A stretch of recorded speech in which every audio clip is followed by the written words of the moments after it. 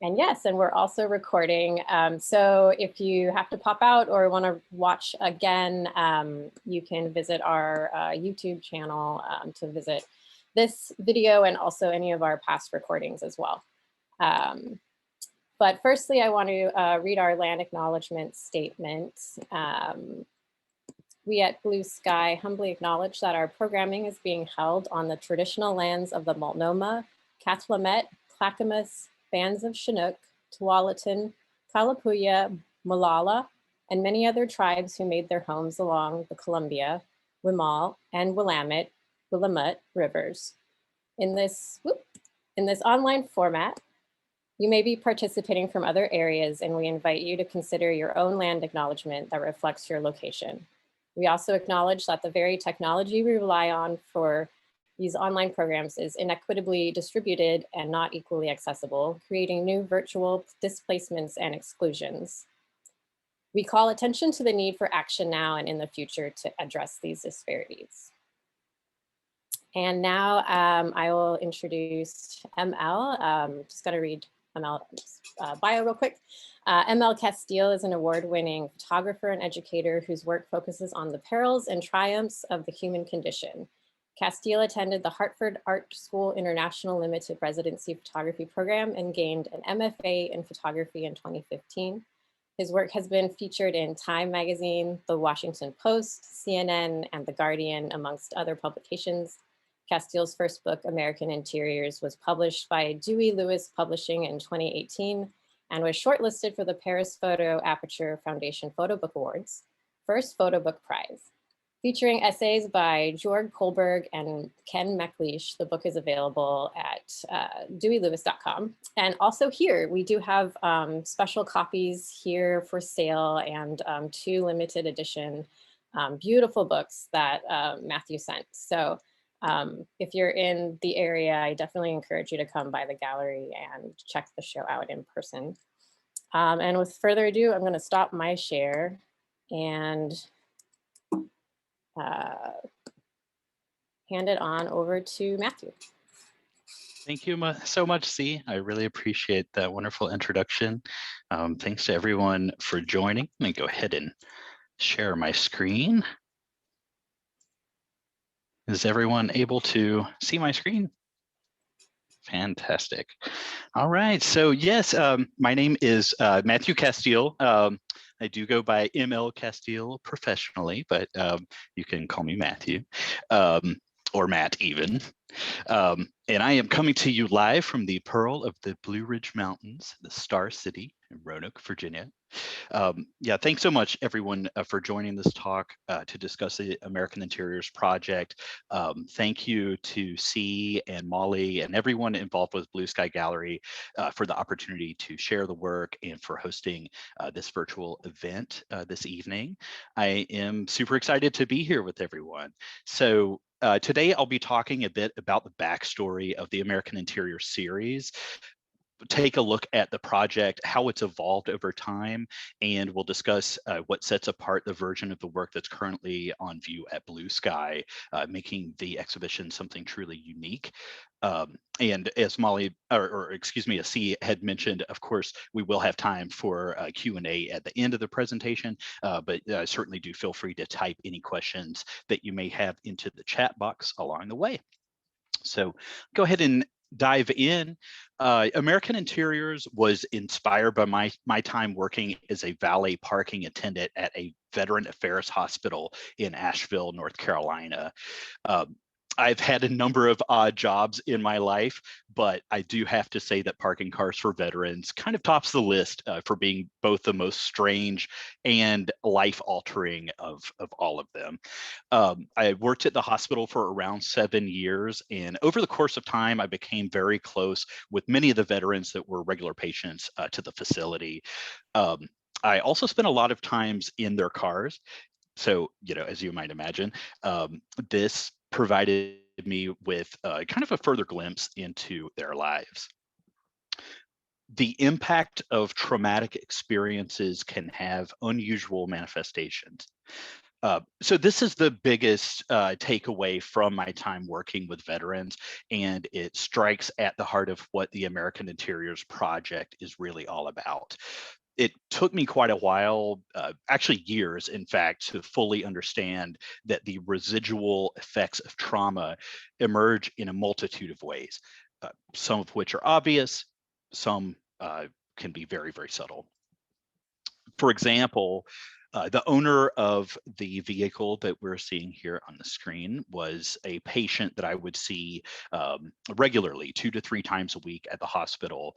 He was a combat wounded veteran and had been a paratrooper in Vietnam. Now, when I would park his car, he would always tell me to be sure not to spill his whiskey, which was sort of meant to be a joke, but he did have a bottle that would roll around in the floorboard while I was driving, and usually a half empty mason jar in the cup holder as well.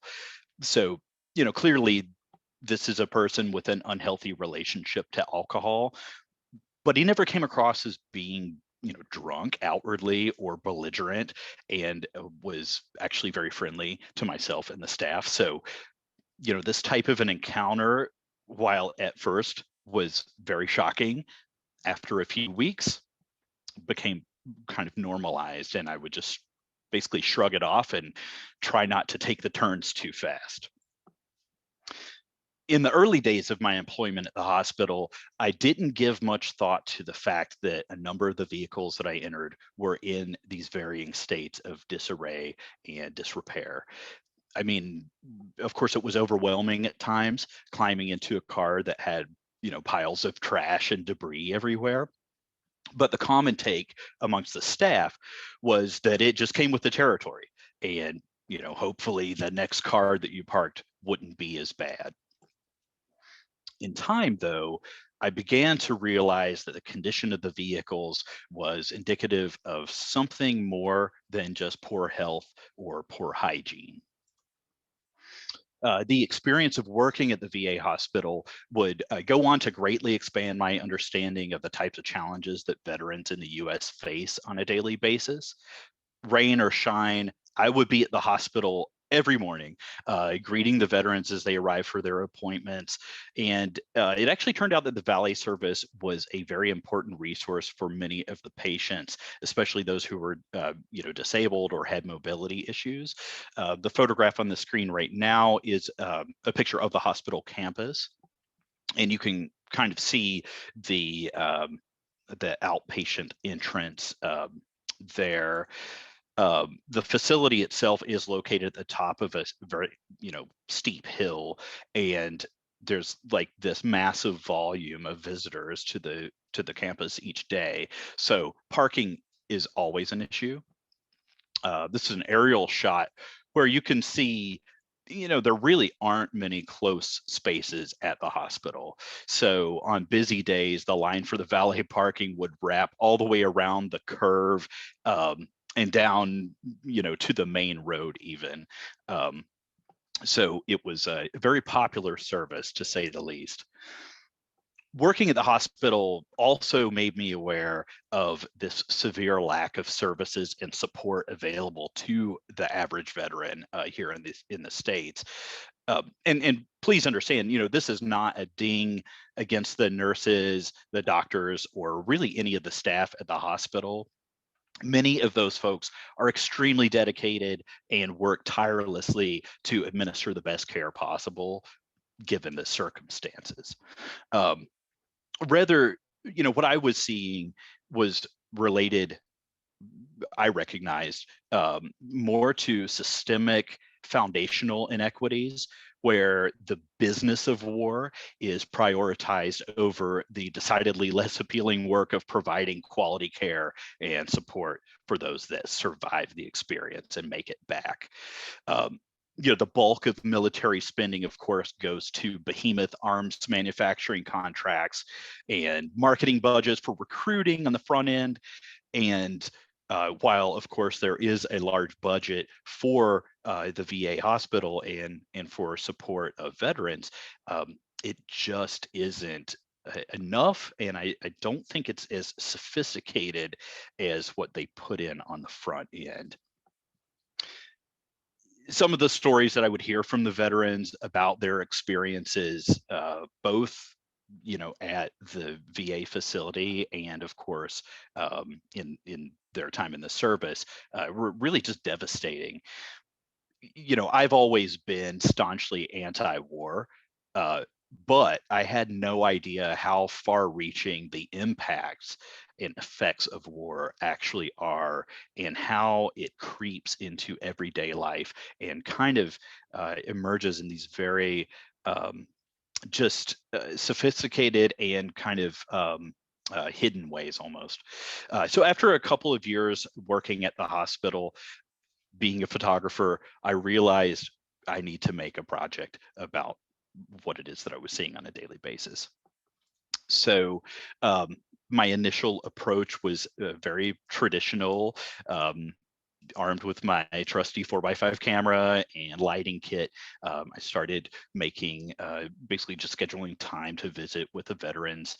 I would visit them in their homes, or in the cases where they were houseless, perhaps visit them at a shelter or somewhere that they were staying. So I wanted to share just a few images of kind of what that looked like when I was first getting started with the project. This is a gentleman by the name of Lawrence Crump. He's actually a regionally famous pit master, barbecue man in North Carolina. He was would bring his smoker, which you can see there in the background. He would bring his smoker to the vets quarters, as they call it, the shelter, and provide barbecue pretty much every weekend for the veterans. So that was a real treat. And this is someone that was very dear to me. Her name is Nancy Rogers, and a very interesting person. She was a DJ. She was a Marine, and in fact was one of the first female tank operators. And you can actually see in the upper right corner, there is a photograph of her getting into her tank, which is pretty cool.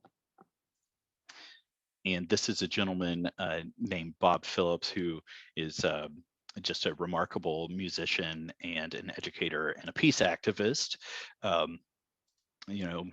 These folks are friends of mine. This is another person that's very dear to me.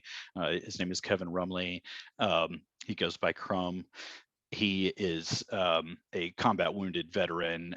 He lost part of his leg in Afghanistan when due to like an IED explosion. And yeah, just a very very talented guy. He's a musician as well, and has played on a number of recordings that have been very well received. So, I worked in this mode, making mostly portraits for about a year. Honestly, the experience was great. I really enjoyed spending time with my new friends and, getting to know the veterans better. It was really like pleasant. But, when I would come over to make pictures, we would, talk about their experiences and often share a meal, have a nice chat, maybe look at some old photo albums, things that I very much enjoyed. But there was something kind of missing, and I think the problem was that the photographs that I was making were, it was kind of like matching the experience that I had. It was just very pleasant. It was all nice and it felt good. But that's not really what I was wanting to convey with this project. I mean, I wanted the project, of course, to carry a message of empathy, but I also wanted to convey a message of outrage and of protest. And the portraits that I was making, well, I can tell you the stories about the people in the pictures, right? But the pictures themselves weren't speaking very loudly, and they weren't hitting the right notes. And they weren't at the right volume. So at this stage, I felt like I needed to really do some soul searching. I came to the realization that the real story for me actually revolved around what I was seeing in the cars day in and day out. That was my unique connection to the veterans, and that was the story that I knew that I could tell. So I started asking the veterans if I could photograph their cars, and that changed everything. Once I began making photographs inside of the vehicles and started to really pay attention and look, evidence of trauma was essentially screaming back at me. So I began seeing the state of the car interiors as if they were manifestations of human interiors. So I ditched the 4x5. I started using a handheld camera with a built-in flash, and I just dug in. I became somewhat obsessed in a way, and when it was all said and done, I actually ended up making around 2,000 images over the course of 3 years. So I was just, really cranking out as much content as I could, and editing, of course, became quite a feat, but that's part of the, uh, you know, part of the experience. This photograph is maybe a bit hard to read on the screen, but it says Wellness Recovery Action Plan, WRAP, hope, personal responsibility, education, self-advocacy, support. And I'm not really sure how safe this situation is. I do see that there's a seatbelt there in the background, but I don't know how well that's gonna work. So just a sampling of some of the photographs that I was, making. Some of the folks that I met clearly had been living in their vehicles for quite a while. So this is some evidence that I started kind of seeing of that. The frequency with which I was encountering weapons was alarming, but it's the South, so wasn't all that surprising. While I was working on American Interiors, I drew inspiration from a variety of sources. Of course, I was looking at a lot of photography and studying some fields like environmental psychology. But the two biggest influences for me were Larry Sultan and Mike Mandel's seminal book of recontextualized archival photography, Evidence, and Chauncey Hare's underappreciated classic Interior America. So just want to take a quick look at some of that work. It really kind of helped inform what I was doing in a lot of ways, not so much visually, but I think the impetus behind what certainly those two projects respectively were doing is right in line with what I was looking at. So in 1977, Larry Sultan and Mike Mandel published a book that would go on to essentially transform both photography and the photo book canon. Evidence is described by Martin Parr as one of the most beautiful, dense, and puzzling photo books in existence, an endless visual box of tricks. And indeed, it is that. To create the work, Sultan and Mandel sifted through thousands of photographs in the files of scientific corporations, the LAPD, jet propulsion labs, American government agencies, as well as educational, medical, and technical institutions. So they got access to these just massive archives.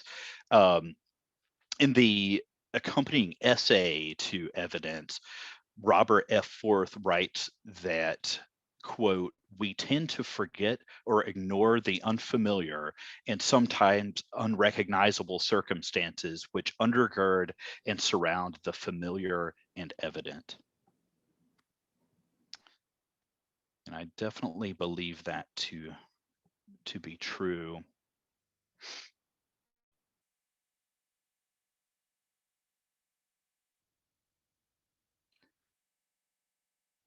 I see my work in American interiors as existing in that area between the circumstantial and the evident, somewhere in the space that separates these slickly produced military recruitment ads from the statistics that we all hear about rates of veteran homelessness and suicide.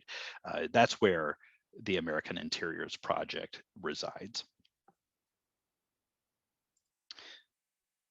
So as American Interiors developed, the single biggest point of inspiration that I found was in the work of Chauncey Hare, and in particular, this book, Interior America. Of course, if that title sounds somewhat familiar, that's not a coincidence. Interior America was published in 1978 by Aperture. When I first saw the book, it just blew me away. Hare's forays into the homes of working class Americans really provides a unique blend of this empathetic outlook for the subjects and also outrage towards the institutions that perpetuate inequality and disenfranchisement. In the pretty autobiographical introductory text that is in the first edition of the book, Hare writes, "If someone tries to keep me from looking somewhere, say an upstairs bedroom, that's where I've got to go. That's where the picture is." And that really resonates with me. Of course, I always want to take a peek behind the curtain, so to speak. So, my project is an investigation of these spaces as well. What you can find behind closed doors. Hare also used flash in the majority of the images in Interior America, as well as a wide angle lens.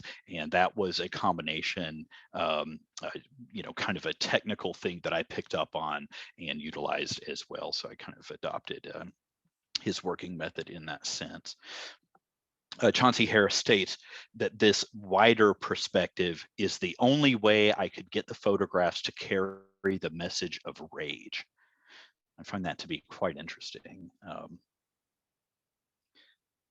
Theodore Roszak, who is the author that coined the term counterculture, wrote about Chauncey Hare. He said, Chauncey Hare captures the terrifying claustrophobic ordinariness of the real America that lives out its bewildered days behind the slap-happy myth of progress, the facade of affluence.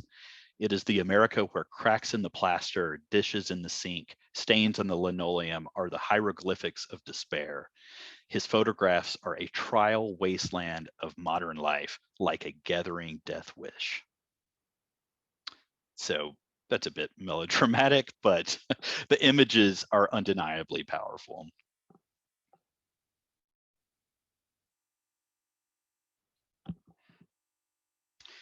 And not unlike the work of Chauncey Hare, American Interiors really is my attempt to bridge this deep sense of rebellion and outrage towards institutionalized violence and the military-industrial complex with the empathy and the respect that I hold for the people who have survived the military experience. So as C had mentioned earlier, in 2018, American Interiors was published in book form by Dewey Lewis Publishing. Included in the book is an essay by Dr. Kim McLeish, and he writes the following. In Army nomenclature, cars are POVs for privately owned vehicles, a distinguishing name in a world where almost everything is owned by the Army, including, soldiers would say, their own lives and bodies. But the cars are private, and in their various and personal nature, in a world where most things are literally uniform, they told small, incomplete, idiosyncratic stories. There are many morals to these stories, and also just one. War barges into everyday life, nestles among other problems and promises, takes different shapes in different places. The photographs in this volume anticipate, play with, and frustrate the presumed hermetic alienation between soldier and civilian, between those who have been there and those who have not. And to me, that's really kind of a key element of this work, because it's a phrase that you hear very often, and sometimes you hear it from veterans themselves. You know, if you haven't been there, then shut up. But war has these far-reaching effects, and it really does barge into everyday life, and it's not something that is that recognizable. But once you're are attuned to it, it really starts to become a bit more obvious and apparent. So, one of the most exciting aspects of the exhibition at Blue Sky is that it represents the complete scope of the work for the American Interiors Project, whereas the book contains 56 images. There are actually a total of 119 prints on the walls at the gallery, and C is nodding along. So thank you for the hard work on getting all of those photographs up. And for a lot of those pictures, this is the first time that they have ever been shown. So it's really exciting for me. And so I did want to take the opportunity to kind of share some of those never before seen images here as well, for folks that will not be able to make it to the gallery. As we go through these, I would like to kind of take the opportunity to share some statistics about veterans here in the United States. On average, college-educated veterans who have recently left the military make $10,000 less per year than their civilian counterparts. Around 1 in 7 homeless adults in the United States are veterans. 1 in 5 veterans of the Iraq and Afghanistan wars are diagnosed with post-traumatic stress disorder. Americans in the military are prescribed narcotic painkillers 3 times as often as civilians. 1 in 6 active duty service members are on some form of psychiatric drug. Drug or alcohol use has been involved in 30% of the Army's suicide deaths and in more than 45% of non-fatal suicide attempts in the last 5 years. And veterans are killing themselves at a rate more than double that of the civilian population. And this is quite harrowing, but every day 22 veterans take their own lives, averaging 1 suicide every 65 minutes. And this is from a 2020 New York Times article about Spravato, which has been called the anti-suicide drug. The headline reads, "Veterans Agency to offer new depression drug despite cost and safety concerns. The agency is struggling to contain rising rates of suicide among veterans."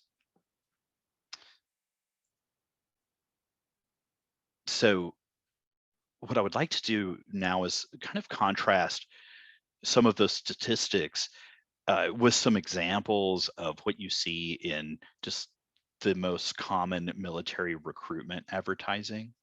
I think it's very interesting, the messaging. So, battles are won within, a testament of inner strength. This is belonging. We never accept defeat. And this one is quite vague, but it says, as America's crisis response force, we are organized, trained, and equipped to face down the threats of our time anywhere in the world at a moment's notice. So watch out. How will you be remembered? I think it's important to keep in mind that this advertising and these recruitment efforts are generally directed towards a specific audience, and that typically includes lower income disadvantaged populations. And this one is interesting. Pain is acceptable, puking is acceptable, falling is acceptable, crying is acceptable, crawling is acceptable, quitting is not. So if I'm understanding that correctly, the message is, hey, you can do anything as long as you keep doing what we tell you to do.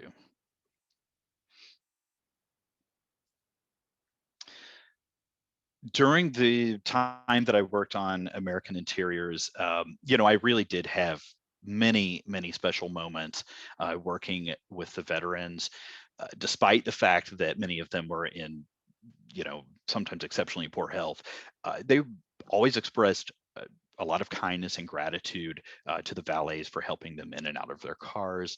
Many folks would bring us gifts, cookies and treats, and, you know, coffee. In the like coldest months of winter, I do remember that one veteran brought like these really thick wool socks for everyone on the staff, and you know, hand warmers. We would often get donuts from like Krispy Kreme or Dunkin' Donuts. We'd have so many, like we would have to kind of in turn give them away to other folks. So, you know, there was just a lot of generosity and appreciation there. And I really just want to express that, you know, although the series that I've created depicts a very bleak state of existence for veterans in the United States, you know, it was made in the spirit of compassion and in gratitude. So what can be done to help? I do, you know, want to implore you to consider volunteering. If you're, you know, here in the US, VA hospitals are always taking volunteers. You know, if you can help push wheelchairs and things of that nature. Of course, there are many groups that advocate for and work with veterans directly. I do recommend a few organizations. The first of which, About Face, is kind of an anti-war organization, and so that's something that I think is kind of key. You know, they're supporting service members, but they are also organizing to end a foreign policy of permanent war and the use of military weapons, tactics, and values in communities across the country. The Homes for Our Troops, Hoffet is a publicly funded 501c3 nonprofit. They actually build and donate these custom design homes, and it is really neat. You know, they kind of tailor it to the needs of veterans, specifically those who were injured in post 9/11 conflicts. And then Operation Gratitude is an organization that sends care packages to active duty soldiers, also to you know, veterans, new recruits, and families and caregivers as well. So, you know, if you have some spare change, then this is, you know, a really fantastic thing to support. And with that, I will open it up to any questions that you all may have.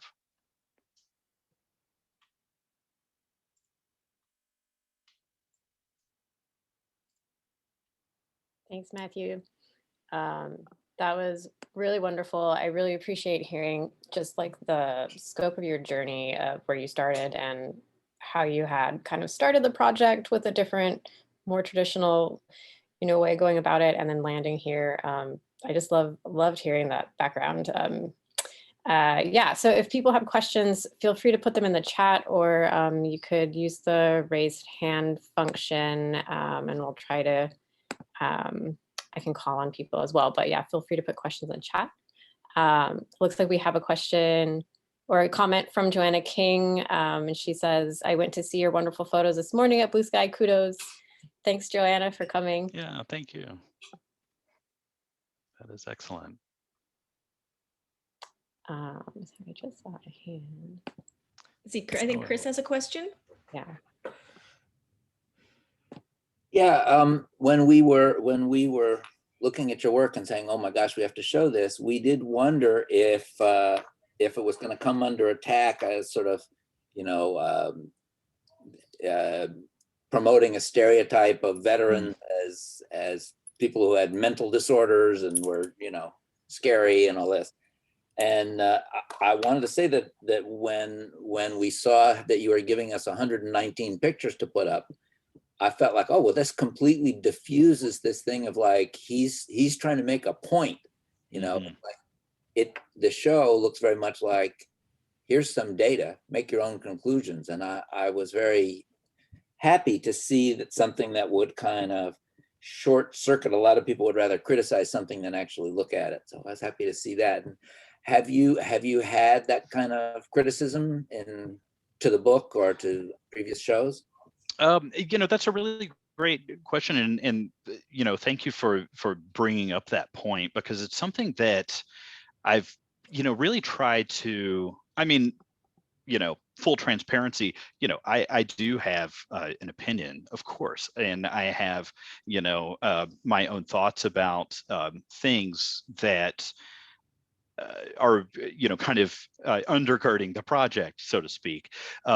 But that is something that I've always been very sensitive to as well. It's like, you know, I really don't want to do anything that would put a negative perception of, you know, a veteran out there. And so, you know, one of the things that I've tried to, you know, kind of do to mitigate that is by keeping the project totally anonymous. So, you know, what you're seeing are, you know, these car interiors, and like you said, Chris, it's like I do in a way think of it as data, where it's like, you know, you can come to your own conclusions. Obviously, there are things that I'm, you know, highlighting in some instances, and some things that I'm not, but you know, I think that it's important to just look at things. And you know, this was my experience, to be honest. I would, you know, would see this stuff, and some of the worst things. I mean, there were times that I'm like, okay, I'm not going to photograph you know, some of what I'm seeing, because you know, it might make someone look bad, or I don't want to reveal anything that would lead someone to think about like a specific person. So I've seen, you know, some back and forth about this online, but for me, I just kind of stand back, and I do want people to make of it what they will. And you know, the biggest thing for me is that, you know, this is a population that is underserved, and I think we all kind of know that. We've heard that story a lot, but I felt like this was a way to it kind of reframed that for me. You know, you see homeless veterans, for example, and what conclusions do you come to, or what, you know, what do you think about the plight of someone with substance abuse issues? But yeah, I think it's such a complicated issue, and I really just want to kind of advocate for fighting on the front end to make sure that these kind of horrible situations don't continue to happen as much as possible. So that's my long-winded response, but thank you. We have a question from Andrew Chasen in the chat. Andrew says, I see you started your project in black and white, but then switched to color for the car interior photos. Can you explain why you moved to color when you switched gears? Yeah, that's a really great question. So Andrew, when I first started working, you know, I was actually using color film, and I just realized that the portraits, I was like, you know, these just look better in black and white. But my heart was kind of always with color. So when I kind of decided that I needed to alter my approach, I was like, I think I'm going to stick with color this time. And one thing in particular that really kind of helped me come to that, decision is that in particular, and kind of reference this in the presentation, but I was really looking for a blend of natural light and flash. So, I use flash in all of the photographs. Some it's much more apparent, than in others. But there's something that happens with the kind of saturation with colors when you have this, introduction of artificial light, and the way that kind of interacts with the natural light. And for me, black and white was just not going to cut it when there's like so many kind of vibrant colors really popping out from that kind of technical approach.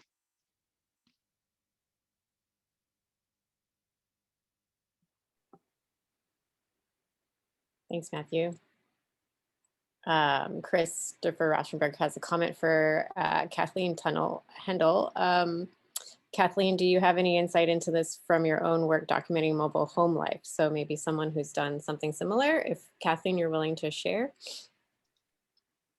Sure, I was thinking a lot about how challenging it is for some people to look at people-less portraits and see them as portraits. And a lot of people want to see a person, but I feel like you've challenged us to not be stuck in a visual of what a person looks like, but as you'd said at the beginning, to really see what's inside of them by what you're showing, the evidence of their personality, their trauma, their lives.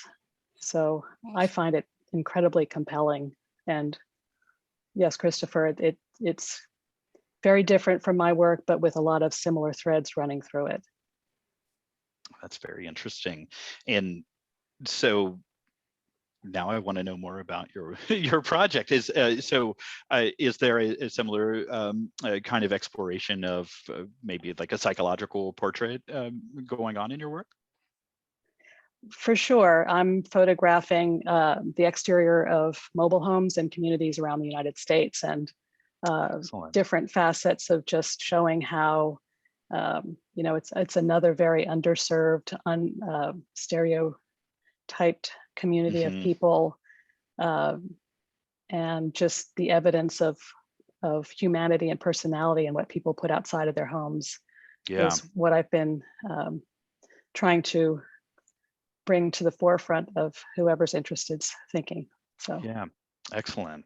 Well, that sounds like there might be quite a bit of overlap there as well. Yeah, very in a very different way, but yes, 100%. Yeah. Yeah. So kudos, it's a beautiful project and very moving, and I like how you've integrated, especially what we're looking at now, ways that if people are moved by your project, that they can actually be impactful themselves. Yeah. So that's terrific. So thank you very much.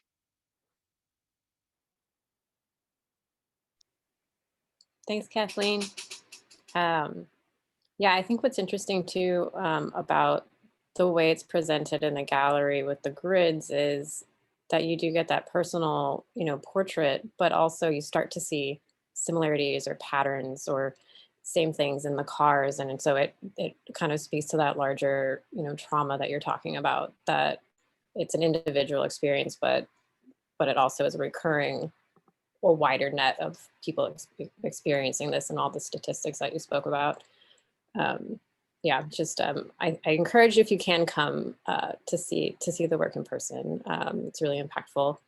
Does anybody else have any questions? I don't see any others in the chat, but feel free to also chime in.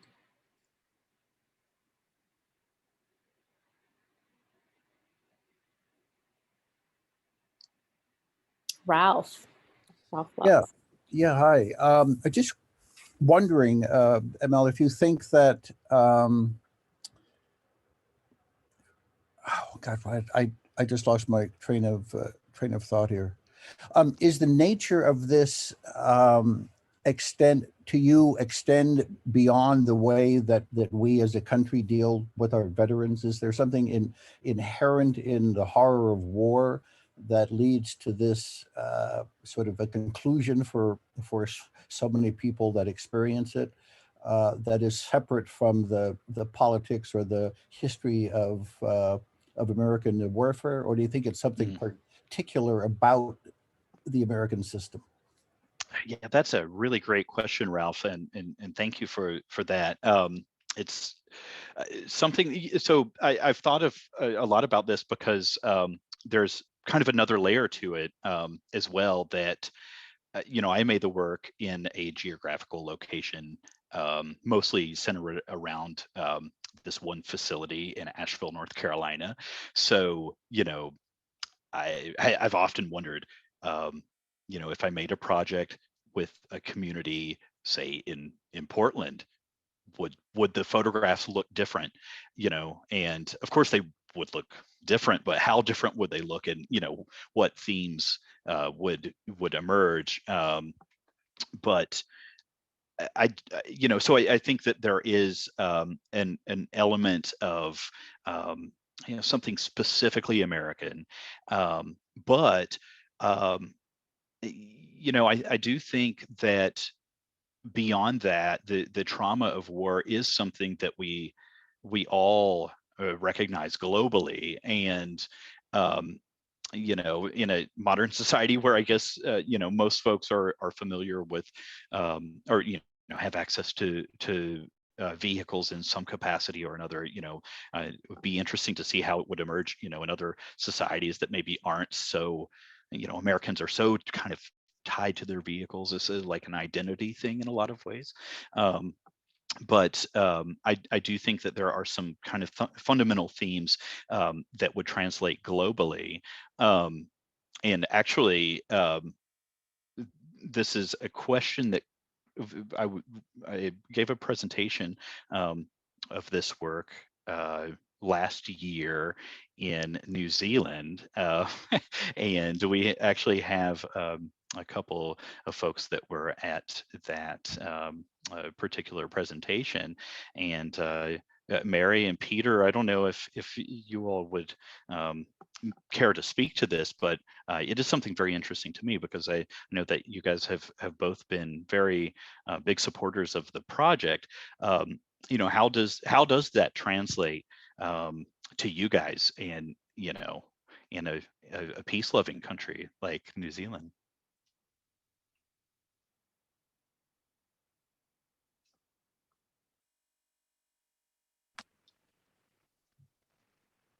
Hi. Hi, Matthew. It just seems really different and quite extreme, I think, compared to what we might see here. I mean, I haven't personally done any investigation of the New Zealand military, but the kind of imagery and the statistics seem, really to belong to another country and quite an extreme sort of place. Yeah, that's very interesting. Hi, Matthew. Can you hear me? Yes, thank you, Peter. Oh, good. Yeah, I guess the photographs that contain the guns is quite shocking. I mean, there's lots of guns in New Zealand, but it's mainly owned by people that hunt. And of course, there are gang members that have guns. The police are generally unarmed in New Zealand, and to see so many guns in the cars of the veterans is quite shocking. But do they have the guns because they feel, because they have injuries and they feel insecure? Or is it because of their military training that guns is just a natural part of their lives? Yeah, that's a really great question. And I mean, I think some of both. So as an example, photograph not taken, I do remember one of the veterans that was, would come to the VA quite often, actually had a holster mounted directly under the steering wheel. So, you get into the car and there's the gun, like right there. And, you know, I'm just thinking, you know, why? Like, you know, are you in that much danger? You know, but maybe, yeah, I'm not sure. Is that something to do with like a cultural thing, or is it fear driven? Um, that's a tough one. It really is.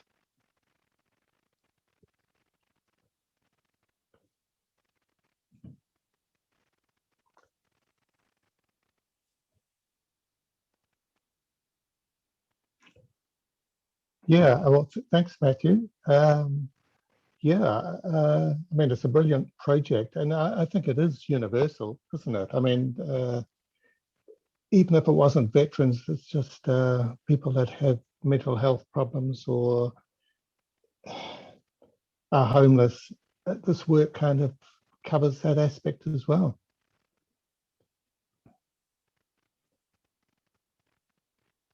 Thank you for that feedback.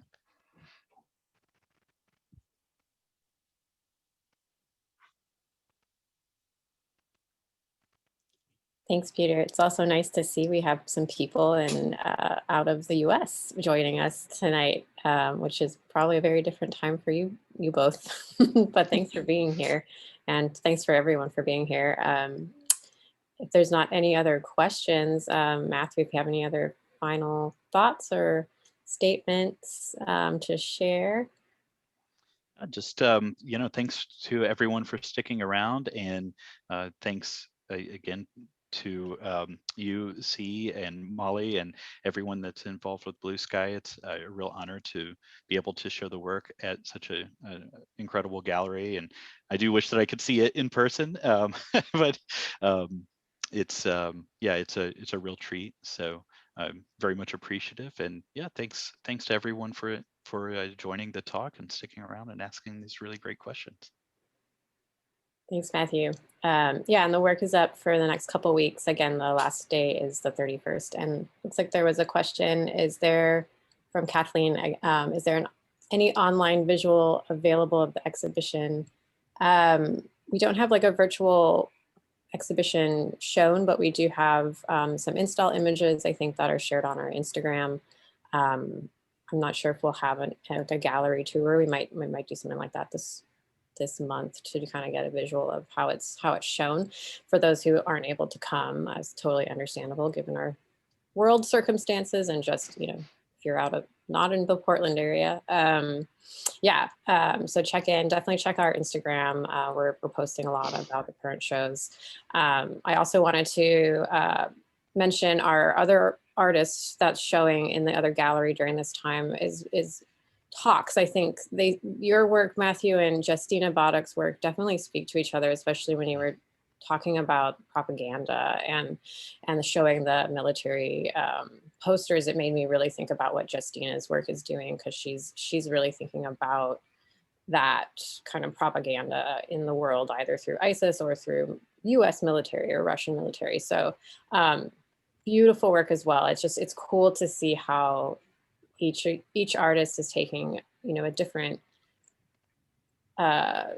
avenue to make kind of work that have some similar threads. So and her work's just extremely beautiful and just very different. So it's cool to see the different creative approaches as well to how artists tackle these topics. So yeah, so again, work's here for the rest of the month. And yeah, just really appreciate your time, Matthew. And thank you so much for such a thoughtful presentation. And thank you everyone for joining with your questions. And I'm sure if you have any other questions that come up, I'm sure you can get in touch with Matthew or send them here, and I'm happy to pass them along. Yeah, please get in touch. Thanks, Matthew. All righty, thank you. Thanks, everyone. Thanks so much. Enough. Thank you, Take Have a care. great rest of your All righty. Good night, everybody. Good night. Night.